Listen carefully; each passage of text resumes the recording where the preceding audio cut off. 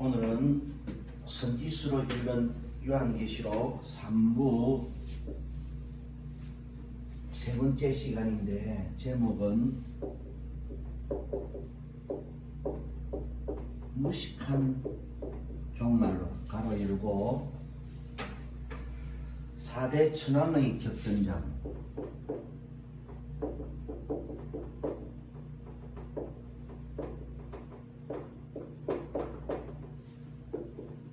유브라데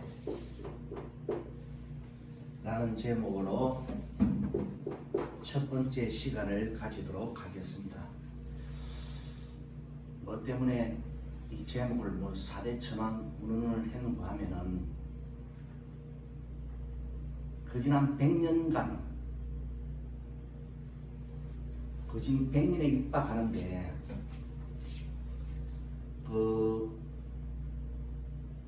이 종말론을 주도해온 그 핵심 주제가 저번 시간에도 말씀을 드렸지만 휴거, 7년대 환란이라고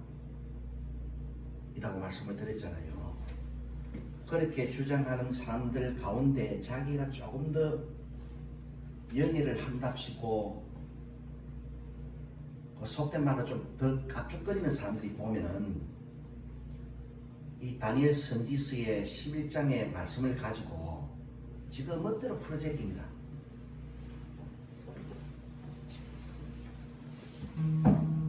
하도 그들의 주장을 들어보면은 이 무식한 정도가 너무나 도가 지나쳐가지고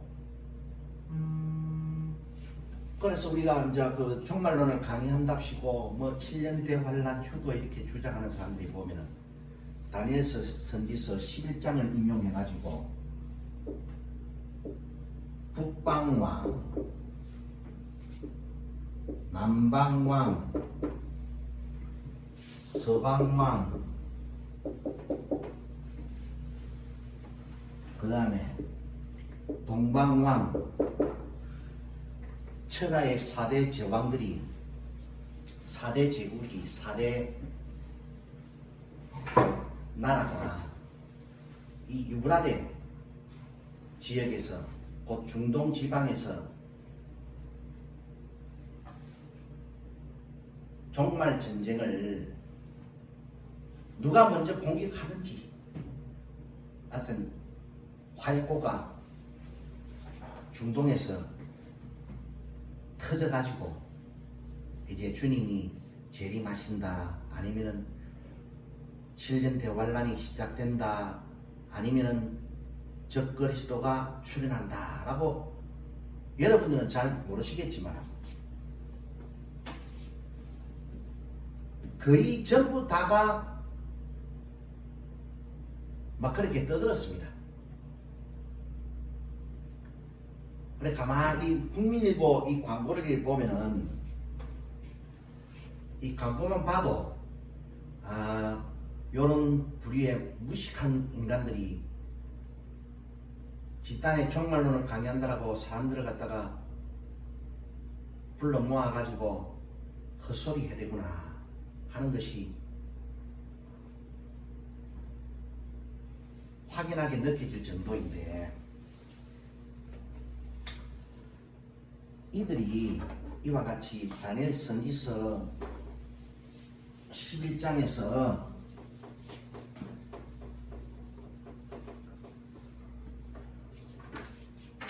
이 네 왕의 출현을 예고하면서 특별히 그 모든 사람들이 이 북방왕을 소련이 붕괴되기 전에는 소련이라고 했을 것이고, 소련이 붕괴된 이후에는 머리가 좀 어지러워가지고 잠시 쓰러졌다가 정신 차리고 또 뭐라고 지지되는 거 하면 러시아라고 이야기합니다. 100% 가서 안 들어봐도 그 떠들고 있는 이거 성전 문구나 그 말하는 핵심 요지를 잠시 건너뛰어서 들어봐도 틀림없이 북방왕을 이제는 정신 차리고 다시 러시아라고 지지되기 시작합니다.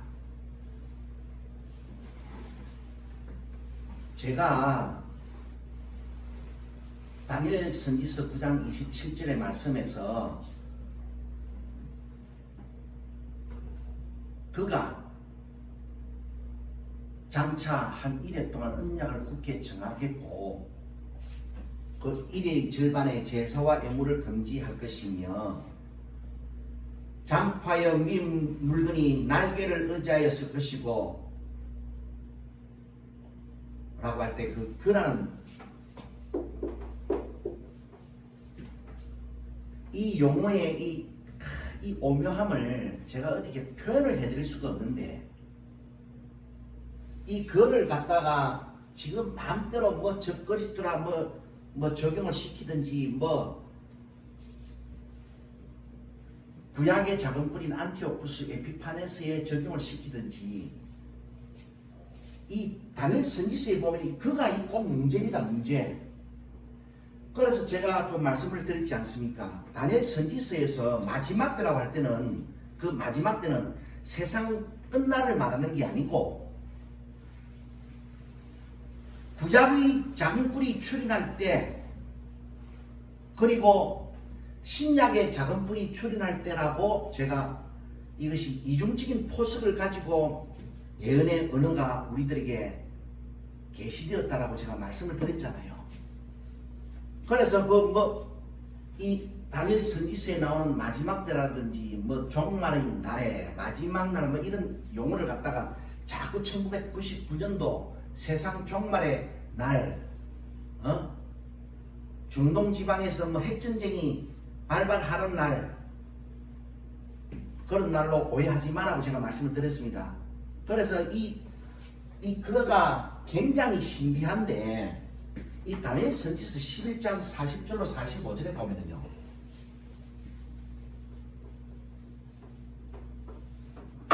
이런 말이 나옵니다.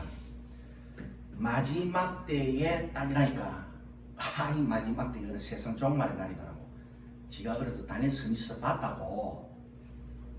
마지막 때라 돼 있네 딱 이래가지고 마지막 때 딱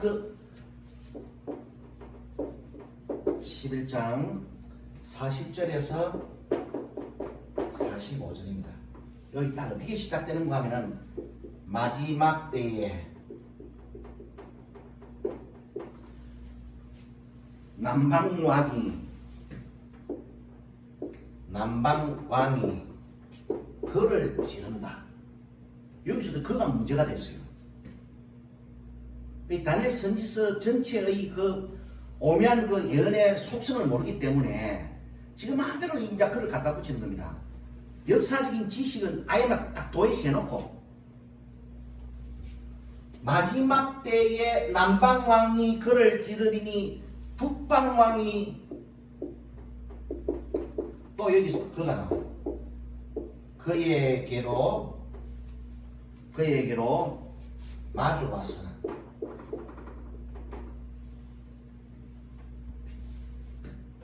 얼마나 제가 이 제목을 붙이면서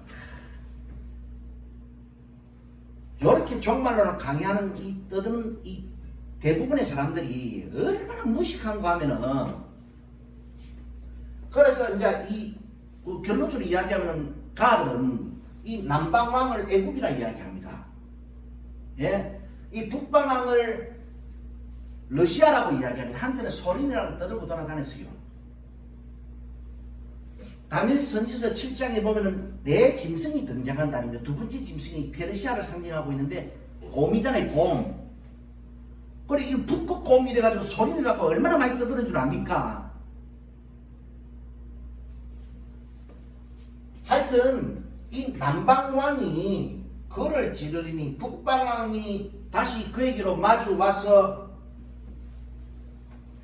회의 바람처럼 물이 넘치가지고 확 지나가 버린다 이렇게 말씀이 되어 있거든요. 그러고 여하튼 이 중동입니다. 그 모든 종말론자들이 다 이렇게 이야기합니다.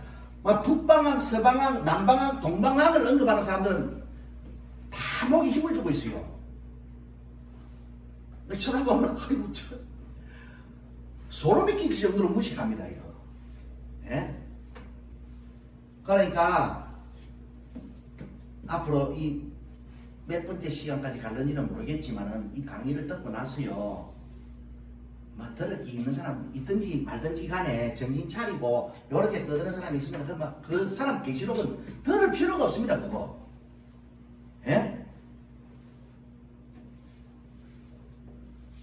방푼수가 사람 잡는다고요. 요거는 일단 지우고요.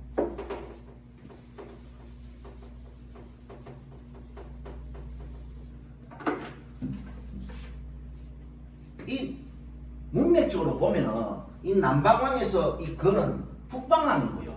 결론적으로 이야기하면은, 예.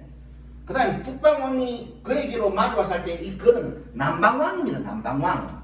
그 문맥적으로 이거 막 국어 실력이 기본만 있어도 이거는 읽어보면은 이거 뭐 다 되잖아요. 그런데 우리나라에도 이 종말론을 막 설파하기 시작한 사람들이 뭐 정상적으로 배우고 뭐 얌전하게 이렇게 신학한 사람들은요, 뭐 그 노라지 신학교 졸업하고 나서 애화층이나 비비고 그 저자 분당 착한 교회 그 목사 매주로 다 설교한다고 이런 용어를 접해볼 뭐 관심 있게 쳐다볼 그 시간도 없고, 이렇게 딱 떠드는 사람들이 보면은 이 머리에 든 게 없는 사람들이 무식한 사람들입니다. 막 때묻게 막 해석을 했던 거예요. 예? 아휴, 답답해가지고. 그래서 여기 이제 그 다니엘 선지서 11장 40절로 45절의 말씀에 보면은 그 이 사람들의 주장은요, 남방왕이 글을 찌른다 할 때 이 글을 갖다가 대부분이 다 이것을 이스라엘로 또 여기는 또 이야기를 많이 했습니다. 그래서 중동 지방은 어떻게, 중동 지방의 전쟁은 어떻게 시작이 딱 되느냐? 애굽이 딱 이스라엘로 진격해 올라와 가지고 선제 공격을 때림으로써 이제 북방한 러시아까지 이제 참전한다 이렇게 막 전쟁 시나리오를 각색했거든요. 하나 뭘 모르는 사람들은 그가 들으면서요, 막 이 부분에서 막 깜빡 죽어붙습니다. 막 앞뒤도 볼지도 모르잖아요. 그러니까 막 이래서 막 저래서 하니까 저 목사님이야말로 정말로 강의에 진짜 선두주자이시다 라고 막 박수를 보냈던 겁니다. 아직도 박수 다 보내고 있어요.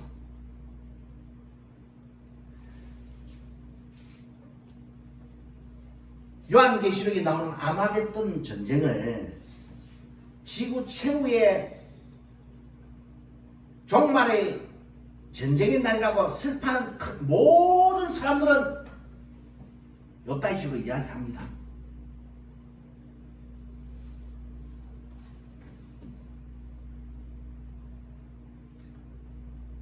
그렇게 떠들고 돌아다니니까 날리면 바이든조차도 아마겟돈을 지구 최후의 종말의 전쟁 날이라고 이야기하잖아요. 아이고. 오늘은 첫 번째 시간입니다. 이 제목으로. 그런데 이제 이 운명에서 가다 보면은 막 혼재되어 있는데 딱 읽어보면은 그가 이거 그가 이거라는 거, 이 전후 문맥을 딱 살펴보면은 딱 답이 나오게 되어 있는데, 지그들의 이 착오 판단에다가 모든 말씀을 끼워 맞추다 보니까 막 그가 막 이기 됐다가 막 그가 적이 됐다가 막 지금 마음대로 막 날리는 거 돌아다니는 거예요.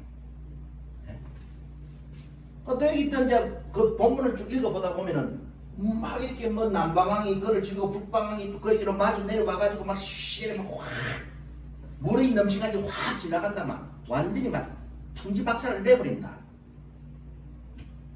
우리가 언뜻 생각할 때 러시아가 우크라이나 침공하기 전만 하더라도 이게 러시아라 하면 와, 러시아는 그 정도 힘이 있지 라고 말할 수 있겠지요. 또 이 본문을 읽다 보면은, 그런데 어느 날 동북에서부터 소문이 들리는데 그로 번민케 한다 또 일어났습니다. 동북의 소문이 또 그를 번민케 한다라고 이 본문 중앙에 있습니다. 남부, 동북, 동북이잖아요. 동북을 갖다가 딱 비춰보니까 딱 중국 끄트머리까지 딱 대각선을 쏘아올리니까 동북이라고 되는 거는 동방으로 딱 쳐도 되겠는기나. 그런 무식한 놈들이 이 동북을 갖다가 동방왕으로 해석을 때려붙은 겁니다. 그래서 이 동방왕이 누군가 하면은 동쪽 지방이니까 중국의 저 끝머리 북방 경계선까지 딱 하면은 다 동북쯤 되잖아요. 그래 되니까 이 동방왕 이게 이제 그 유명한 2만만의 중공 군대입니다. 이게. 예?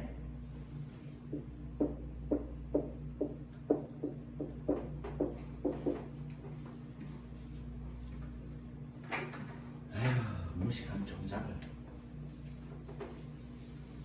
막 계시록을 한다고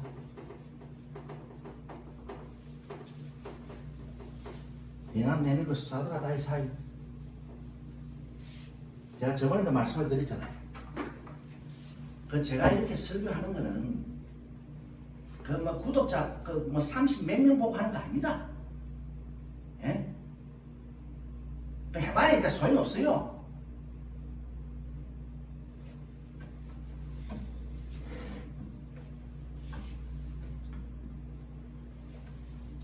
그래 이제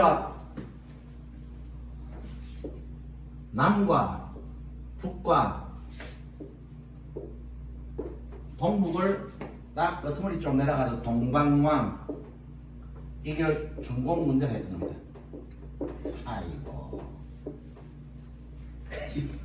이 다니엘 서기서 이 9장 이후에 10장부터 12장까지 그 예언이 누구를 타겟으로 누구를 정밀하게 표적 삼아가지고 정확하게 예언해주고 있나 그거를 뭐 조금만 일이 관심 있게 쳐다봐 버리면은 이런 헛소리 안 하게 돼 있거든요. 그래 이제 서쪽이 남았잖아요. 서쪽.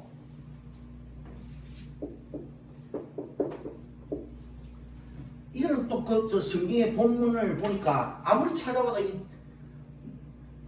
이 서쪽이라는 말은 없는데 이거는 하여튼 자기들이 이제 북을 러시아라 맞추고 남을 애국이라 맞췄으니까 그 남을 애국으로 맞추고 애국을 갖다가 중동 지방의 선두주자 맹주로 이제 이야기를 했던 거예요.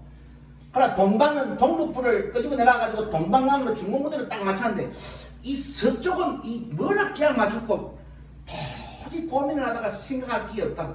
아이 그래도 틀림없이 그 다니엘 선지서 7장에 보면은 그 보니까 네 번째 짐승 그게 뭐 열불로 나뉘고 뭐 그걸 갖다가 뭐 끄트머리에 그 이시 제국의 부활 뭐 이렇게 또 막 가르쳐야 되는데 할 게 없다 보니까 그런데 이거 이시 제국이 빠진 거예요. 자기들 이 기준에서 보면은 이시 제국이 빠지니까 이거를 또 이제 어디서 이거나 맞춰 넣는가 하면은 다니엘 선지서 11장 29절로 30절의 말씀입니다. 다니엘 선지서 11장 29절로 30절에 이제 일단 서쪽이라는 말이 이제 그 다니엘 선지서 11장에 안 나오는 거예요. 그러나 지그들이 슬퍼하는 종말론에 가면은 저 유럽 이시 제국이 10개 나라로 합쳐져야 되잖아요.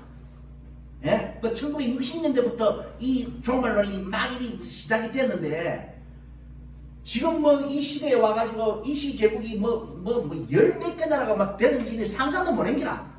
그 제가 생각할 때는 딱 10개로 딱 초창기는 10개였거든. 그러니까 막 거기다 끼워맞춰서 막 이시 제국을 갖다가 막 적그리스도를 배출하는 국가로 막 떠들어 놨는데 그놈의 출신도 이야기를 해야 될 것 아닙니까?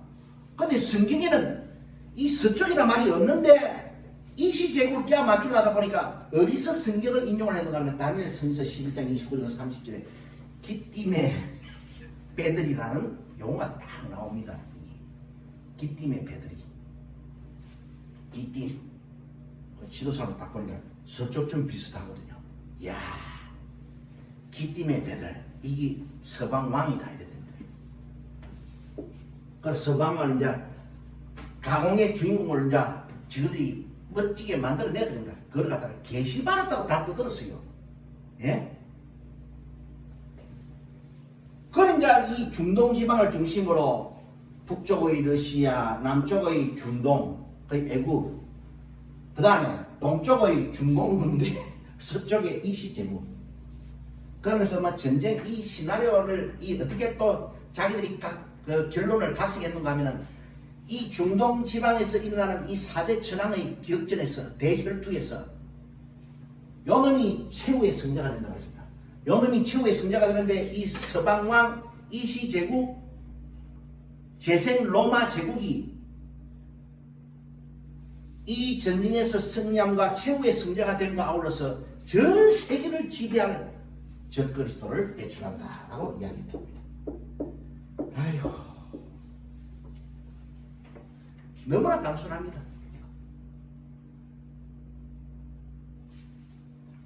이 종말론을 가지고 그 심지어는 또 여기서 또 뭐 이탈한 어떤 또 뭐 지진 같은 인간들은 이 북과 남을 갖다가요 북쪽에 김일성 3대 부자 돼지 새끼들 북조선으로 이야기하고 왜 그런 사람들은 이 대한민국이 말세에 그 인도의 그 시슴 있잖아요. 그 타고르가 옛날에 인도에서 노벨 문학상을 받은 그 유일한 아시아계 그 문학가였는데 그 당시에 그 유명했잖아요. 그 사람의 그 유명한 시에 보면은 우리 한국을 그 일제치하에 있을 때 멋들어지게 예언을 해놨어요. 앞으로 너 한국은 동방의 뭐가 될 것이다. 막 거기서부터 뭐 왜 됐는지 또 요한계시록에 보면은 해 돋는 데서부터 천사가 올라오잖아요. 예? 해 돋는 동방 이렇게야 맞춰가지고 한국이 이 앞으로 이 천년 왕국의 수도쯤 될 거다라고 떠들고 돌아다니던 그 놈들이 이걸 갖다가 또 지금 멋대로 해석을 해가지고 북조선 남한 이래가지고 북한이 침략해 오고 뭐 이래가지고 막 복잡하게 그래 막 정말로 강의한다고 그래도 제 구독자 수보다는 한 1000배 많은 사람을 그리고 아직도 돌아다니고 있습니다. 예? 돌아다니고 있을 것 같아요. 제가 봤을 때. 그러면서 이 북쪽이 러시아라는 것을 자기가 확실하게 계시받았다는 것을 입증한답시고 왜 이것이 북방향이 러시아인가를 설명하기 위해서 그 유명한 에스겔 선지서의 곡과 마곡 에스겔 선지서 38장 그 말씀에 보면은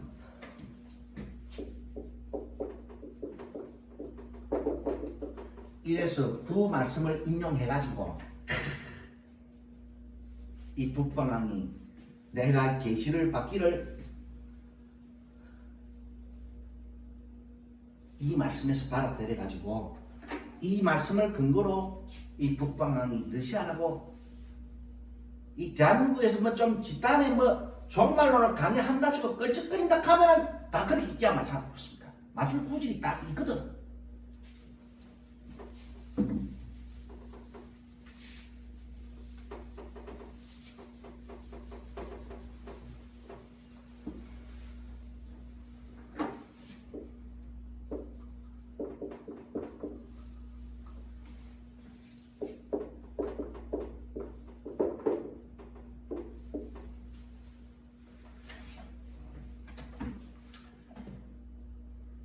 거기 보면은 이런 말씀이 있습니다. 거기도 딱 뭐라고 딱 되어 있는가 하면은 이 하나님께서 마지막 때에 우리가 천년이 참에 다시 또 곡과 마곡의 전쟁이 또 예언되고 있잖아요. 요한계시록에. 예? 하여튼 막 무식하게 푸는 사람들이 뭐 천년왕국을 막 여기다 갖다 놓고 저기다 갖다 놓고 지그들 멋대로 이야기를 했어요. 예? 멋들이 이야기했는데, 그러나 얕은 이 북방왕이라는 이 원조는 어디서 성경을 차출해가지고 지그들이 도용을 했는가 하면은 에스겔서 38장 1절로 9절의 말씀인데, 거기 보면은 이런 말이 나와 있습니다. 내가 마지막 날에 마곡 땅에 있는 곡을 불러낼 것인데, 하나님이 그 곡을 충동시켜가지고 이 세계 전쟁의 한가운데로 막 끄집어 들어오는 것처럼 이 예언이 되어 있습니다. 거기 보면 여러 지명이 나와요.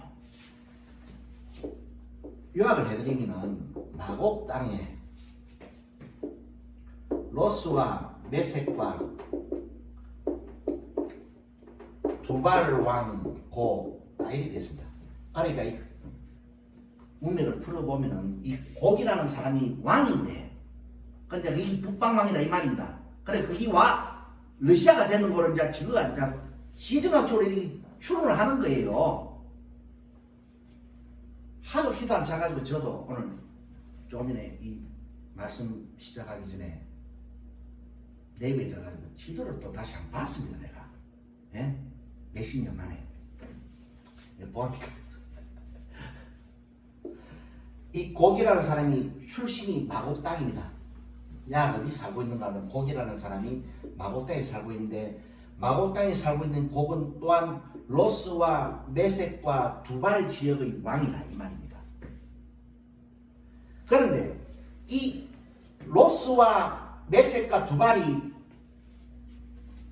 지명이 이렇게 또 되어 있는데, 이게 흑해나 지중해 하여튼 약간 북쪽으로 좀 치우쳐 있는 이 바닷가 마을 이 지명들입니다. 이게 거기 살고 있는 민족들이에요. 살았던 민족들입니다. 예? 필요도 없는데 그슬 올라가면 그렇게 나오는데 이 로스와 메섹과 두발 이 모든 그 다음에 마곡까지 이 전부 다 이 성경의 또 이 창세기 10장 2절로 5절의 말씀을 이렇게 보게 되면 이 야벳의 후손들이에요. 야벳의 후손들. 야벳의 후손들의 이름이 쭉 열거되면서, 그러니까 막 모르는 그 백성들 앉혀놓고 막 창세기 10장 2절로 5절로 막 이 조상이 막 이 야벳의 후손들에 대해서 그러니까 모르는 사람들은 이거 대단하시다 막 이러고 떠벌려고 가는 겁니다. 예? 그 앞에다가 막 휴거 7년 되면은 저 어르신도 막 컴퓨터 바코드 666 막 떠들어 제껴 놓으니까, 예? 막 여기 와가지고 우리 목사님은 저 종님은 이 족보까지 다 깨뚫고 있구나 그래가지고 그런데 이 사람들이 그 창세기 10장에 보게 되면은 이 사람들이 이 바닷가 마을 사람들이라고 이렇게 지칭이 되어 있습니다. 그런데 어디를 따져봐도 우리가 러시아라는 지명을 예언을 하려고 하면은 그냥 언뜻 생각해봐도 수도를 중심으로 나라를 설명하잖아요. 모스크바 근방까지 가지도 못하고 소련이 해체되기 전에 여러 공화국으로 소비에트 공화국으로 묶여 있을 때 그 끝머리 남부 러시아 그 밑에 제일 그 바닷가 경계선 마을 사람들입니다. 그 마을 지명들이고, 그런 걸 갖다가 막 모스크바 러시아 본토 사람들로 막 러시아 제국이 북방왕이라고 막 이렇게 뭐 가장을 했는데, 알고 보면 그러면서 또 지명 이야기를 막 풀어 제꼈습니다.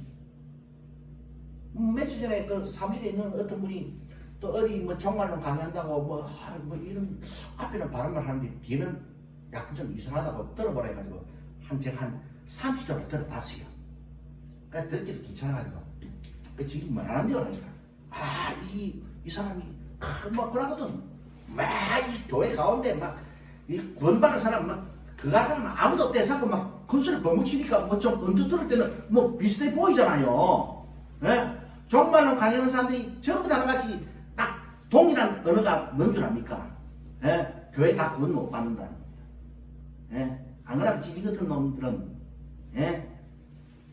이런 말에 관심도 없고 뭐 저기 뭐라 떠들고 돌아다니기 신경 안 쓰고 왜 뭐 지 앞에 뭐이 개떼같이 몰려와가지고 집 지어주지요. 자녀들 학장부에 다 해주지요. 퇴직금 넉넉하게 주지요. 막 큰 건물 지어가지고 막 갖다 바치 주지요. 그래서 하니까 막 이런 데 막 신경 쓸 겨를도 없는 거예요. 그래 노라지 애와 사귀는 TV 가지고 뭐 LA 뒷골목 4분가에 무슨 스미스라는 청년이 있었는데 그래도 우리가 뭐 인생을 살아가려고 하면 뭐 어떻게 해야 되고 병신 같은 놈들. 에휴. 그래 이 사람들이 이 지도사를 딱 보면은 이 러시아 본토 사람들이 아니고 자 끝머리 그냥 아랍하고 러시아 최고 소련이 최고 영토 판도를 자랑할 때 그 끝머리 좀 접경지대 있는 사람들인데 그걸 갖다가 러시아 본토 세력으로 전부 다 확정했습니다. 아까 서방왕을 갖다가 기띔의 배들 기띔이 이 서쪽 아이가 이래가지고 그 기띔의 배들이 그게 복구절이요. 나중에 설명을 드리겠지만은 이 세력의 판도가 헬라 제국에서 로마 제국으로 바통 타치가 될 때 로마가 해군력이 타버렸다 아닙니까? 해군력이 굉장했거든요. 지중해 바다를 헤집고 돌아다녔습니다.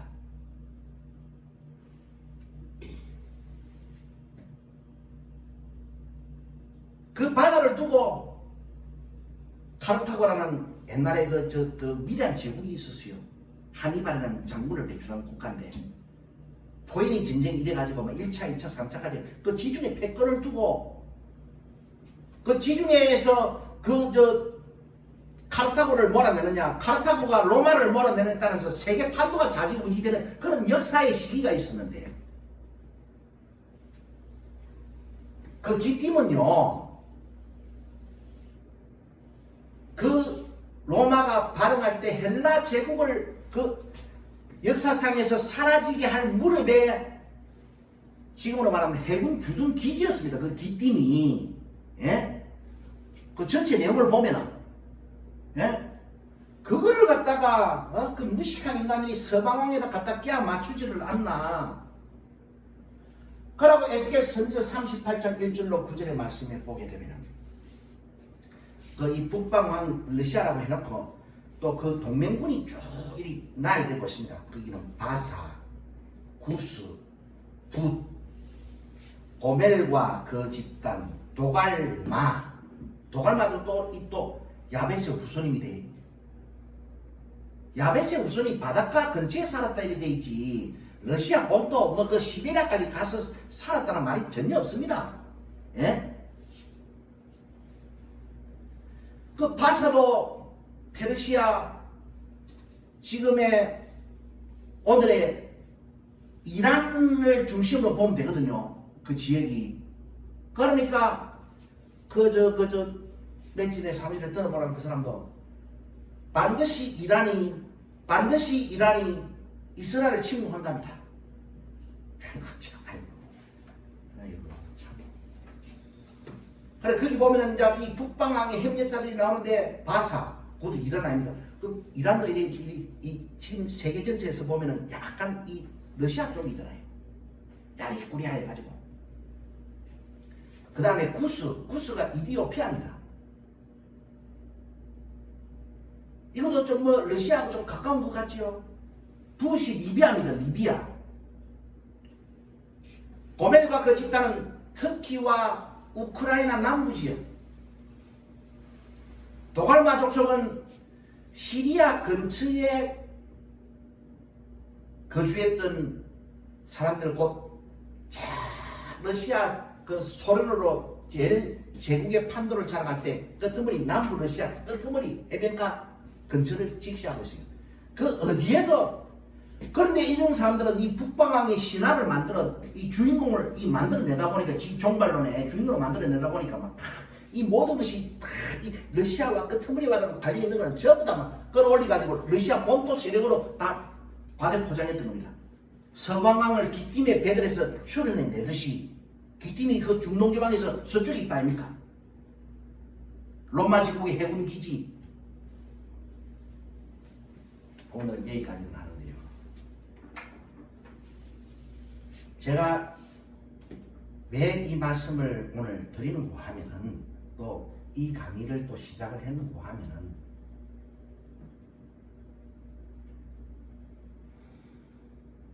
여러분이